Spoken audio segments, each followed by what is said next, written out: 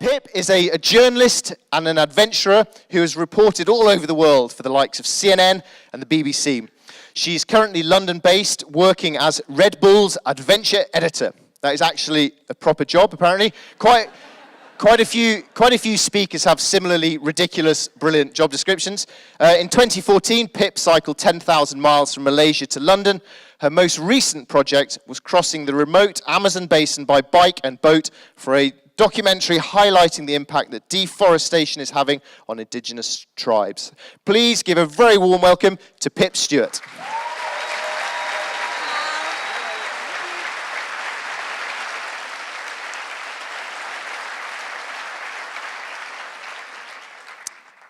All right, let's do this. Right, I thought I'd use this slide as an introduction to who I am and what it is I do for a living. So I am a journalist, and that is indeed tree resin from an Amazonian fishing ritual all over my face. I'm also a massive geek, and I absolutely love learning. And for me, the world is the best classroom you can possibly get, and adventure is one of its greatest teachers. It strikes me as a bit odd that in society we think about being happy a lot, but I think we got the wrong focus. I think we need to be thinking about having adventures, and here's why. It's because adventure strips you bare.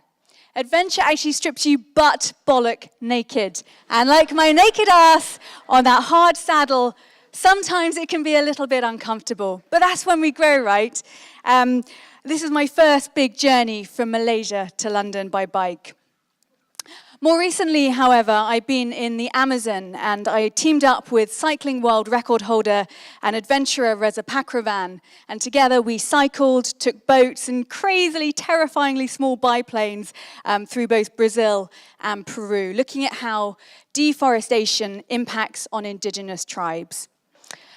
Before I went, I naively thought that the Amazon was going to be this pristine, virgin rainforest, which it is in parts. This is in Peru, absolutely beautiful. But I failed to comprehend the scale of deforestation.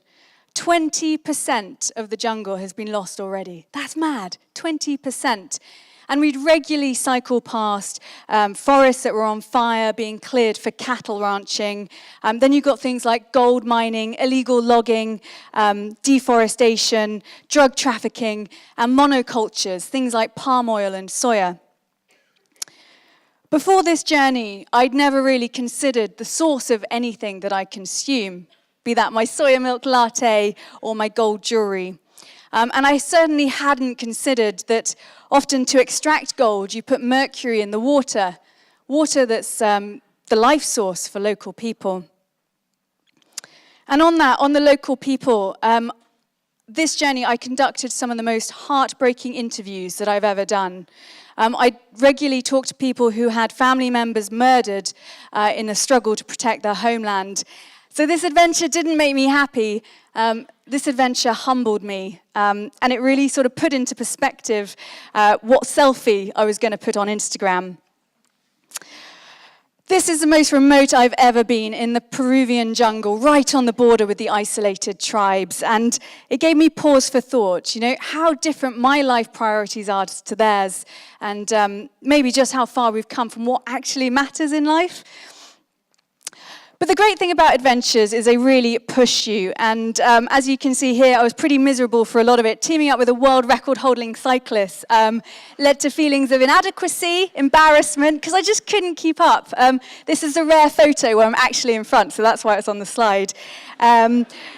But I just had to tell myself, you know what, you just have to keep on moving forward, keep on pushing, and as long as you're moving forward, you're going in the right direction. Even if that means borrowing a bone from the Huni Kuni tribe, strapping it to your face because it looks like a propeller, and moving forward, that's what I was going to do. Because often, so much of these journeys, it's more about what's going on in the mind than what's going on in the body. Adventures force you to try new things, and in the most bizarre experience of my life, I can now tell the difference between a male and a female crocodile, and it's not immediately obvious when you first look at them. We went out with some government researchers in the middle of the night. 40,000 caiman were in this river, and we decided it would be a great idea to yank them into our tiny dugout canoe and do measurements. It was absolutely terrifying. Was offered monkey for breakfast, makes a change for my boiled eggs and toast.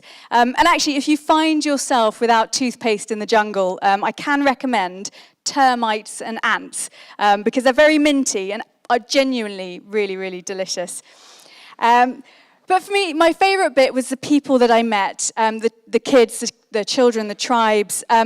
These guys look smiley, but trust me, they're elders, the Mondaruku tribe. Wow, they're tough negotiators.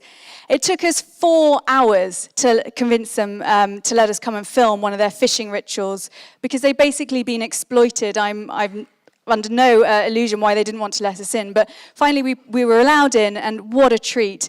These guys, they cover their entire bodies in this white, sticky resin, and then the men find a very poisonous tree root, start bashing it up, and at 3 a.m., in the middle of the night, they go out in their boats, drop this poison, and it kills everything in the water.